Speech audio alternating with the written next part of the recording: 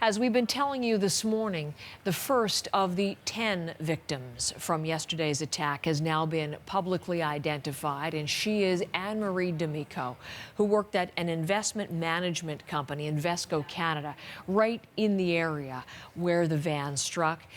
We have heard from the company's statement, president offering thoughts and prayers to those affected by the tragic event, but offering no further comment.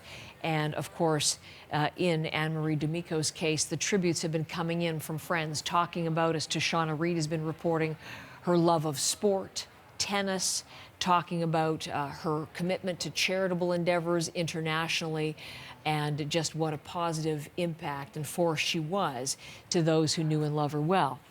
My next guest also knew Anne-Marie from work, from Invesco, and we're going to talk to him about that, but he chooses, and we certainly are happy to accommodate that, to talk about the incident itself first. Jon Tam with me here in studio, a colleague of hers, somebody who worked at Invesco. And Jon, thank you for coming in.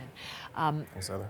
Number one, and just so people understand, Invesco is very close to where this all transpired, correct? Can you just give us the geography? Correct. Yeah, so we overlook the southwest entrance of the building, so it kind of overlooks Melasma Square. Okay. So that's where most of us saw the aftermath of what happened. So you were inside the building? Correct, yes. Looking out. What did you see, Jon? So I didn't see any of the actual incidents, more so the aftermath of what happened. I work on the other side of the building. I was called over by colleagues because there was a commotion outside. Most of what I saw was policemen and fire and ambulance working, trying to kind of police line off the area, as well as working on some of the unfortunate people who were hit, and trying to work on them and revive them. Yeah. So you were at this stage of first response. We had seen some very sad images of tarps and things that had been covering the people who'd been killed. Did you witness that kind of scene as well, or? Yeah, we did see a little bit of that. My understanding is there's a lot more of it was north of the building. Yeah. So you see this in your city, where you work, close proximity to you. As everyone was talking about, yesterday was this glorious spring day, and everybody was out for lunch. You could have been out for lunch yourself. Yeah, absolutely. I trying not to make this about myself, but I walk down there all the time. Any other circumstance, I could have been out there as well. It's just kind of scary. Yeah, not to make it personal, but just the fact that that's got to be part of your reflection as you try to process this, exactly what happened in your community. What are your thoughts this day? Still sinking in. Kind of thought it might have been some sort of bad nightmare. And then woke up and it's still on the news, so still trying to process everything that happened yesterday and kind of how to go forward.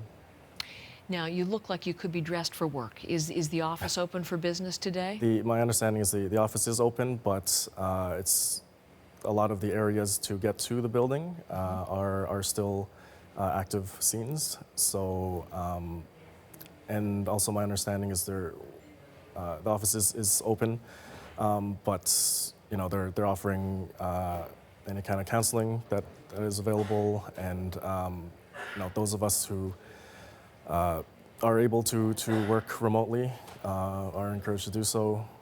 But yeah, the office, my understanding, is still open. Emotional support, understandable, given what you witnessed, but also the fact that one of your colleagues was lost. Now, you didn't work extremely closely, as I understand it, with Anne-Marie D'Amico, but tell me about her presence in the office.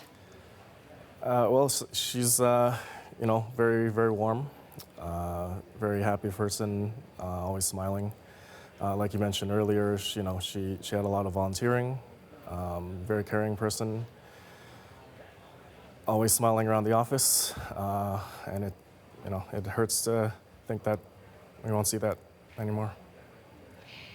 Do you anticipate, I mean, thoughts and prayers obviously was the comment from your president, but will your colleagues, will you be doing something together in her honor, or do you anticipate some sort of... I would imagine so. I've been kind of disconnected right for the past sure.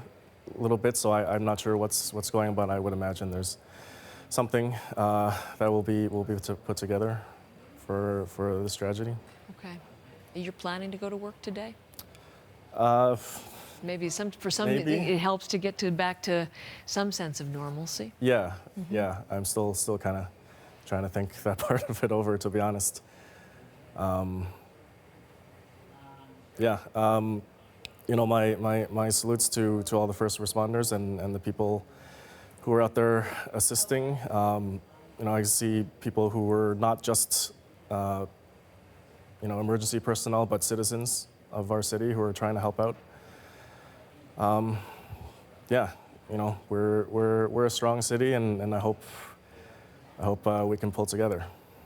So you saw the best, people coming to help, and you saw some horrific scenes as well. It's a lot to take in, Jon, and you lost a colleague in the same process. Thanks for coming in. We wish you the best and the colleagues at Invesco, and we will be following that story. Thanks very much for paying tribute to Anne-Marie D'Amico, who worked in your office. Jon Tam with me in studio.